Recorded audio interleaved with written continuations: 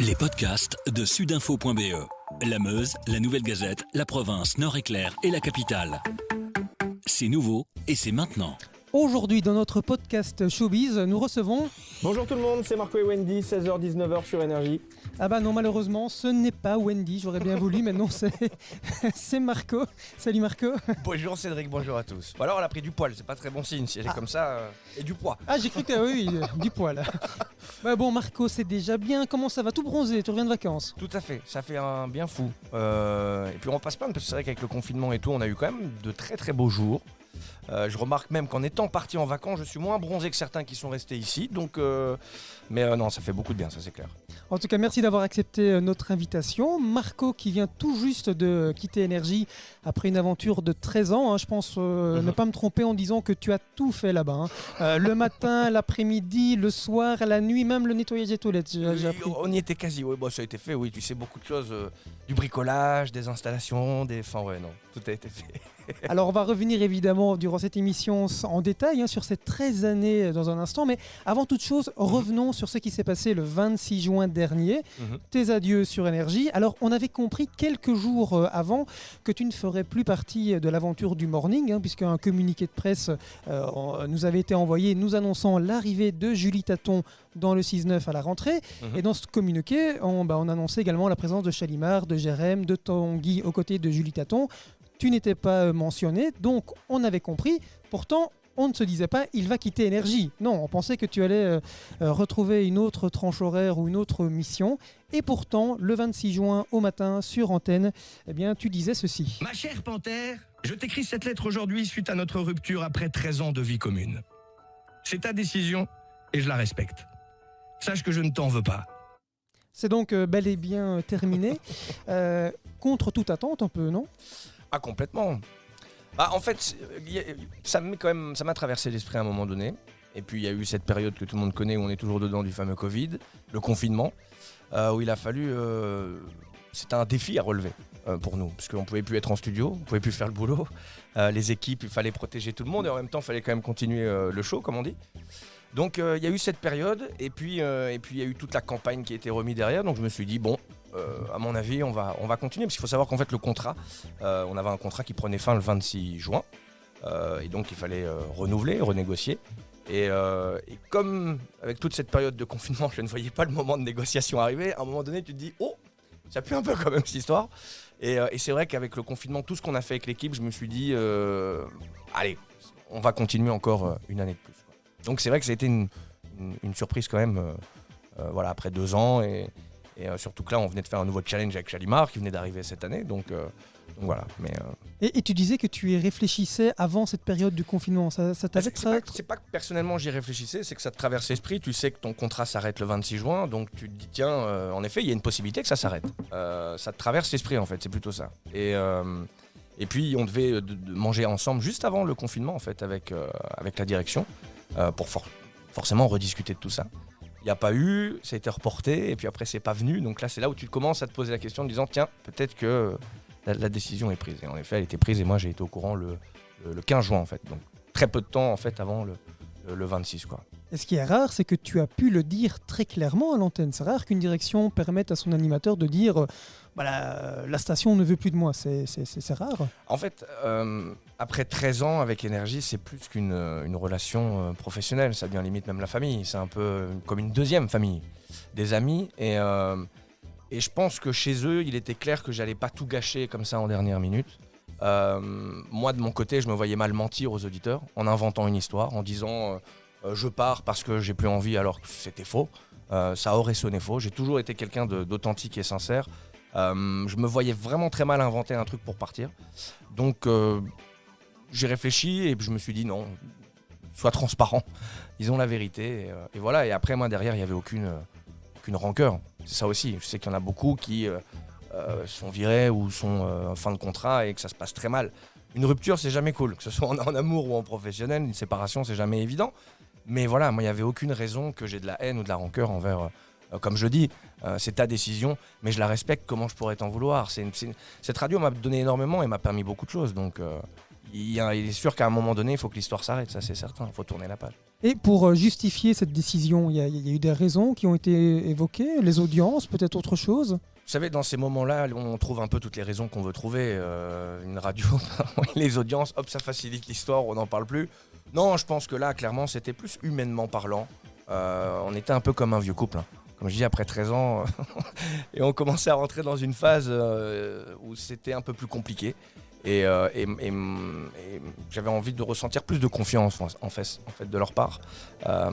Et ça n'a pas été le cas, donc du coup, voilà, c'était un petit peu plus difficile. Dès que vous proposez quelque chose, on vous dit non, ou pas tout de suite, et en fait, ça vient jamais. Donc voilà, c'était un petit peu compliqué les derniers mois, mais ça n'empêchait en rien de faire le job. Bon, avec l'équipe, ça se passait très bien. Je veux dire, c'était plus en termes de au-dessus, quoi, tout ce qu'on gère pas. Tu vois, un peu ce côté de direction, ce truc. Voilà. Et là, oui, ça a été une période un peu moins simple, on va dire. Voilà. Donc on est d'accord. Pire dans la vie. un duo Marco-Julie Taton n'a jamais été évoqué. Du tout. Et j'avoue que oui, ça aurait pu être très sympa. On a eu un petit échange. Julie m'a envoyé un petit message que j'ai trouvé très gentil. Et moi, je lui ai répondu ça. J'ai dit, écoute, oui, ça aurait été un plaisir. Mais voilà, après, ça, c'est des décisions qui ne me reviennent pas, qui nous reviennent pas. Même, je veux dire, à un moment donné, c'est comme ça partout dans toutes les boîtes. Donc, Et là, du coup, c'est vraiment la fin d'une aventure. On en parlait tout à l'heure. Tu as tout fait là-bas. Tu as vraiment fait tous les horaires, même la nuit, en parlant d'horoscope, si ma mémoire est bonne. Tu as aussi présenté les concerts énergie devant 30-40 000 personnes. Ouais. Tu as même fait de la TV depuis ta chambre, en fait, pour la RTBF. Je pense que c'est une aventure dingue, en fait. Raconte-nous un petit peu tout ça, parce que c'est incroyable. C'est, comme je disais, c'est plus même qu'une relation professionnelle, parce que c'est une boîte, pour le coup, vraiment très familiale. On trouve des bons copains, il y a une entente là-bas qui est assez incroyable. Et ça nous permet en fait de faire beaucoup de choses. J'ai rarement vu des entreprises, ou là pour le coup dans le média, des radios qui vous laissent un peu faire, comme à l'école, quoi. On verra si c'est bien, si ça fonctionne, voilà. Et donc ça a permis en effet de faire un paquet de trucs, même des choses. J'ai apporté la vidéo en effet chez Énergie avec les after-movies. Je me rappelle les tout premiers after-movies du Énergie de Parc. C'était assez incroyable. Et à l'époque, la vidéo pour la radio, on se disait, mais qu'est-ce qu'on va faire avec des webcams dans un studio? Ça n'a aucun intérêt. La radio doit rester la radio. Et en Belgique, c'est vrai qu'il y a ce côté radiovision qui est de plus en plus présent maintenant. Donc c'est ça qui a été extraordinaire chez Énergie pendant toutes ces années. Ça m'a permis de toucher à tout au-delà de la radio, que du micro et tout ça. Et de faire vraiment plein de choses extraordinaires, d'apprendre, de s'enrichir professionnellement, mais s'enrichir aussi personnellement. Et c'est important, ça, dans un bout de chemin, dans une carrière professionnelle, de pouvoir aussi s'enrichir un peu personnellement. Donc voilà, moi, ça a été une grande école, en fait. C'est comme ça que je le vois, 13 ans où j'ai appris énormément. Et c'est quoi le truc le plus fou que tu aies fait? C'est tes présentations sur scène devant 40 000 personnes, ou plutôt faire de la TV dans ta chambre? Parce que c'est quoi cette histoire? Vas-y, raconte peut-être. Alors, les deux sont tellement différents. Il y en a un où il y a 50 000 personnes, et il y en a un où il y a ton lit et ton fer à repasser au bout qui te regarde. Le Énergie de Parc à Charleroi, ça reste, je pense, pour toutes les équipes, même d'Énergie, des souvenirs extraordinaires. Surtout que là, c'est clair, c'est le passé, ça ne se fera plus. Moi, je suis repassé devant, le parking a été refait en travaux, donc on sait que c'est vraiment une histoire ancienne. Mais c'est juste incroyable, voir cette foule qui vient s'agglutiner comme ça devant cette scène pour un concert de 2 heures, 2 heures et demie. Il y en a qui sont là dès 4 heures du matin pour être sûr d'être au premier rang. Hein. Ça, et alors l'ouverture des portes, ça, quand je parlais de l'after-movie juste avant, moi c'était un souvenir qui me marquait. Je voulais filmer ce moment. Et donc à chaque fois avec les équipes, je disais ouais, appelez-moi avant qu'ils ouvrent les portes parce que je veux être là pour voir ce truc, c'est tellement extraordinaire. Et là, tu as 2-3 000 personnes qui arrivent en courant comme des fous. Et c'est vrai que c'est assez déglingo de voir ça. Mais ça, c'est des souvenirs de fous. Non seulement la relation avec le public, avec les artistes aussi. Ils ont fait venir des artistes de fous. Hein. Charleroi, il y a eu Jason Derulo, il y a eu des grands noms. Stromae, avant Stromae, j'ai même envie de dire. Voilà, moi j'ai vécu Stromae qui était venu présenter le titre Alors on danse. Avec sa montre flic-flac, c'était tout un look à part entière. Et un an après, qui revient faire Papa Outé, où c'était waouh, l'apocalypse à Charleroi, vraiment. Donc ça, c'est clairement un souvenir extraordinaire. Après, faire de la télé dans sa chambre, ça, c'est plus du bricolage. Et comme je disais, les 13 ans ont permis ça chez Énergie. Ils sont un peu fous pour ça, et tant mieux, et il faut laisser un peu libre cours à l'imagination. Qui aurait pu penser qu'un jour, on allait diffuser une émission sur la télévision publique, la RTBF, qui est tournée dans une chambre sur un green key où la personne anime, filme, fait le montage. J'encodais même mes trucs dans un espèce de mini prompteur comme ça avec iPhone. Enfin, c'était du grand bricolage. Et de se voir le samedi à 19h30 sur la 2, là tu te fais ah ouais quand même. Là, la télé elle a changé, surtout pour des grands monsieur que j'ai croisés après, que vous avez déjà eu d'ailleurs. Fred Herbet, on en parlait juste avant en antenne, mais c'est vrai que un grand monsieur de la télé comme lui, quand il a appris comment c'était fait, il m'a dit ah oui là chapeau quand même, parce que c'est du pur et simple bricolage quoi. Donc Alors du coup, on t'a donné Energy Hits.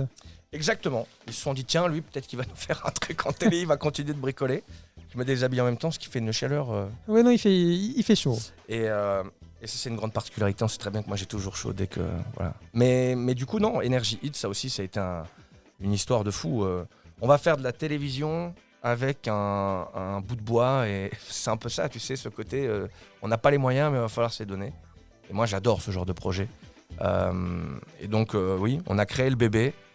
Ça n'a pas été facile parce qu'il y a eu des coûts astronomiques. Faire de la télévision en Belgique, surtout quand on vient de la radio pour Énergie, ça change la donne. Mais on l'a fait. Et franchement, aujourd'hui, la télé, elle est là, elle est disponible sur tous les canaux. Donc quand tu t'en vas en laissant ça, tu as une certaine fierté quand même en te disant, voilà, c'est toujours là, ça aboutit et on espère que ça va tenir. Parce que maintenant, il faut que ça dure. Alors il fait chaud dans le studio, on va Ouais. remettre une couche de chaleur en évoquant tous tes duos, 13 ans sur Énergie. Bon, il y a eu Wendy, il y a eu Julie Vanage qui est maintenant sur Vivacité. TBF, ouais. Si tu devais retenir un duo, parce qu'il y en a eu quand même quelques-uns, il y a eu Chalimard, il y en a... Ouais, avec Dan Gagnon aussi, on a fait à l'époque C'était moins chaud avec Dan. le 16-20. C'était de la grande folie avec lui. Non, s'il y avait un duo vraiment avec lequel j'ai partagé énormément, c'était avec Wendy. Je sais pas, il y avait une alchimie, un truc qui s'explique pas et tout roulait en fait. C'était vraiment le terme, tout roulait. On arrivait, je me souviens, on ouvrait le micro, c'était parti et il y avait comme une autoroute quoi. Et on a pris énormément de plaisir tous les deux et une belle rencontre humaine aussi. Voilà, c'est une personne que je garde toujours dans mon cœur aujourd'hui. Qui est là aussi depuis très très longtemps. Oh, fait partie des meubles, Wendy. 2001, avec Partie Pascal, des murs, c'était même. le tout Ouais. début, le 6-9 de... Ouais. Et puis c'est une grande professionnelle de la radio. Donc c'est un plaisir aussi de travailler avec des gens qui connaissent ce métier, qui ont de l'expérience et qui savent pertinemment où on va. C'est hyper important et avec elle, oui, ça a été un plaisir immense quoi.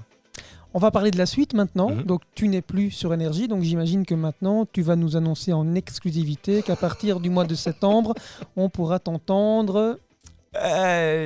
Sur comment elle s'appelle votre radio? Vous lui avez donné un nom? Sud Presse FM. Eh ben sur Sud Presse FM, voilà, vous cherchez pas quelqu'un.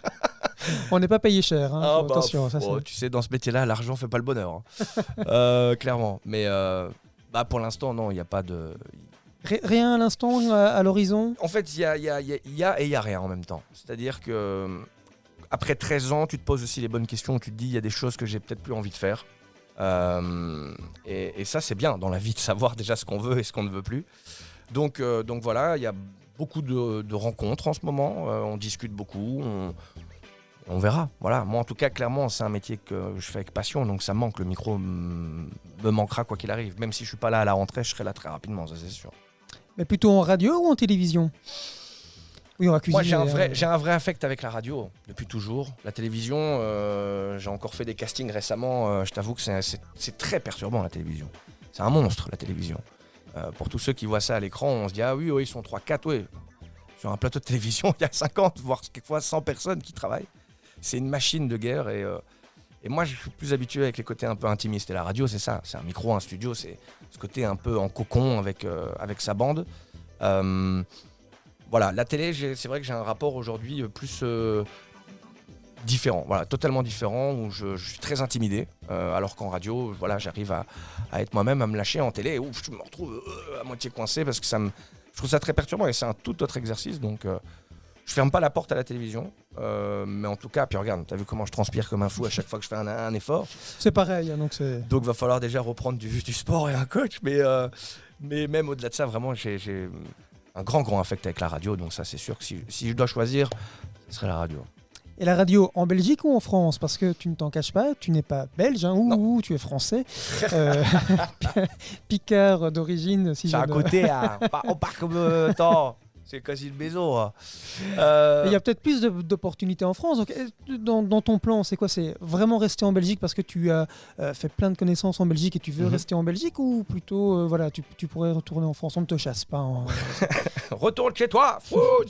Non, puis après, voilà, moi, ça fait plus de 13 ans que je suis en Belgique maintenant. Donc j'ai quand même un affect avec le pays, avec les Belges, tout simplement. Je crois que je suis un des seuls Français qui sait dire 2-3 choses en néerlandais. Donc non, j'ai vraiment un affect aussi avec la culture, avec plein de choses. On va pas se mentir, le Nord et la Belgique, c'est pas très foncièrement différent. Après voilà, la France, peut-être, mais en tout cas, c'est pas dans l'objectif actuel. Voilà, j'aimerais vraiment pouvoir continuer en Belgique, l'aventure en Belgique. Donc annonce à toute personne recherchant. Non, mais voilà, c'est vrai que j'ai une histoire ici en fait, donc je me vois mal. On a tourné une page là avec Énergie, je me vois mal fermer le livre. Donc maintenant, après, c'est sûr que s'il n'y a rien, je ne vais pas pousser les portes non plus. Même si, attention, je suis capable de passer par la fenêtre, ça. Mais voilà, à un moment donné, s'il n'y a rien, il n'y a rien. Et là, peut-être que oui. Mais si je vais en France, je dirais. Sur une radio, on me parle comme ça, hein, avec un peu de soleil. Ah ouais, parce que je peux te dire que depuis 30 ans que je suis dans le Nord, je ne retournerai pas. Si je dois quitter la Belgique, c'est clairement pour partir loin au soleil, ça c'est sûr. C'est ton mot de la fin, ou tu souhaites nous parler encore d'autre chose? Oh bah écoute, non, moi ça a été un plaisir. Si vous cherchez quelqu'un pour Sud FM... Sud FM, c'est Sud Radio, sur Sud Radio. Dans le Hainaut. Qui fait partie du groupe d'ailleurs, non? Qui faisait de loin. De loin. Bon, voilà, la cousine de loin. Non, mais en tout cas, c'était un plaisir. Merci beaucoup. Et j'espère très vite pouvoir retrouver ce bel objet que nous avons devant nous, Cédric, qui est un micro. Car c'est très sympathique de pouvoir parler dedans. C'est tout ce que nous te souhaitons. Merci, Marco, Cédric. merci beaucoup. Avec plaisir, à bientôt. Avec sudinfo.be, la Meuse, la Nouvelle Gazette, la Province, Nord-Éclair et la Capitale, passez en mode local.